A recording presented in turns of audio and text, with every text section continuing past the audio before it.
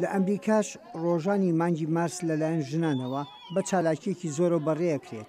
ژنانی کوردیش لەم کۆمەلگایە کە ژیان تێیدا ئاسان نییە، سەرڕای ئەچی خێزان خەمی بژێوی پەیداکردنیشان لە ئەستۆدایە. کە هاتم بۆ ئێرە بەڕاستی زۆر سەخت بوو، ئینگلیسیم نەدەزانی، نووسین و خوێندنەوەم نەدەزانی.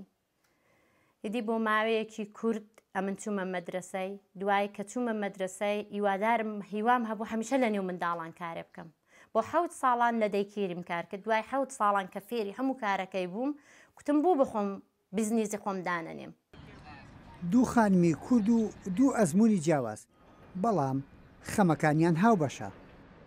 ماوەی 10 ساڵە لە ئەمریکا لەگەڵ خێزانەکەم ژیان بەسەر دەبین.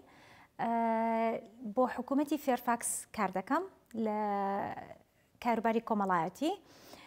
لە هەمان کاتیشدا وەکو وەرجێر هاوکارم لەگەڵ وەزارەتی دەرەوەی ئەمریکا کار دەکەم.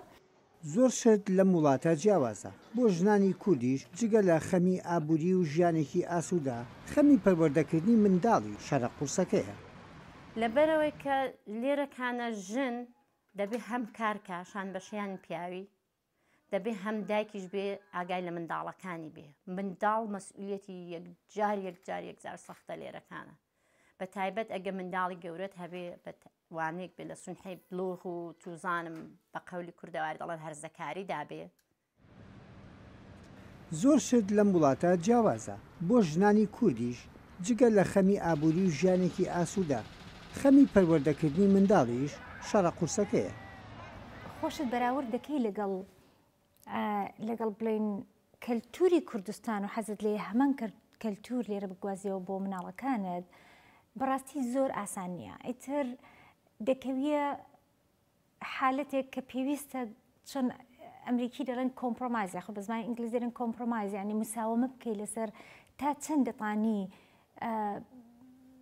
پێداگیری بکەی لەسەر ئەوەی کە مناڵەکانت بە هەمان کەلتوردا هەڵسو کەوت بکەن، تا چەند دەتوانی بڵێن میانڕەوی بکەی، یاخود بڵێن نەرمی بنوێنی لە گۆڕانی کەلتور لە نێوماڵەکەدا. کوردستان منداڵەکان لەگەڵ فەرهەنگی خۆمان گەورە دەبن. لەوێش منداڵ هەیە زۆر دەبێ ئاگا لێبێت، چون وڵاتەکەی مەژ ئێستا بەداخەوە زۆر شتی تێدا ڕوودەدا، بەڵام لێرەکانە زۆرترە بەرپرسیارەتی. سروشتی ئەمریکا وڵاتی کۆچبەر هەروە بووە، هەر یەکە و بە خەون و ئاواتێکی خۆیەوە لەسەر خوان و سفرەی ئەم وڵاتە ئامادەیە. یحیا بەرزنجی، دەنگی ئەمریکا، واشنگتن.